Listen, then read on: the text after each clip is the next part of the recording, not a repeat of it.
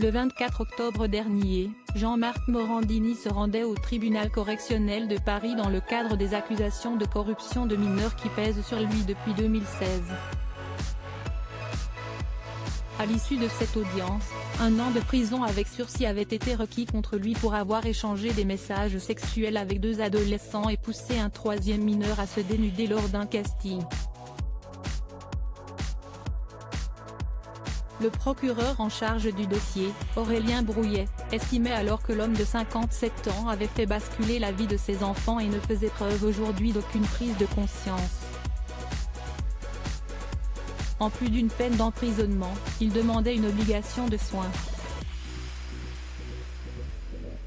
Le tribunal a rendu son verdict ce lundi 5 décembre. Sans qu'il ne soit présent, il a été reconnu coupable de l'ensemble des faits qui lui sont reprochés. Jean-Marc Morandini écope d'1 an de prison avec sursis probatoire de 2 ans ainsi que d'une obligation de soins afin qu'il comprenne ses passages à l'acte transgressif. Les avocates de l'animateur ont fait savoir auprès du Parisien qu'il comptait faire appel de cette décision.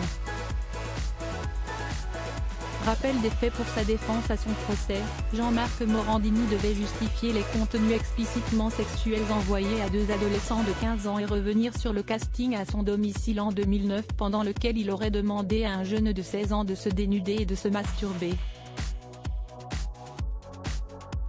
Face à ces accusations, il avait plaidé tour à tour la maladresse, l'humour ou l'imprudence. On est dans le virtuel, pour moi il n'y a aucune volonté de rencontre, assurait-il. Si est en 2016 que l'animateur de CNOU avait été mis en examen après la parution des témoignages accablants de ses victimes présumées. Le premier plaignant expliquait avoir reçu des messages à caractère sexuel en 2013 via Twitter avant de finalement se désister et retirer sa plainte.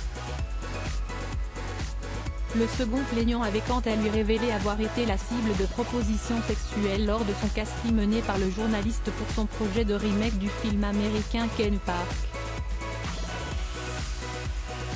Dans son témoignage, il racontait par ailleurs avoir été convié chez Jean-Marc Morandini où il aurait été invité à se déshabiller et à reproduire une scène de masturbation, comme le décrivait le Parisien à l'époque. En garde à vue, Jean-Marc Morandini avait alors assuré qu'il n'avait aucun souvenir de ces événements.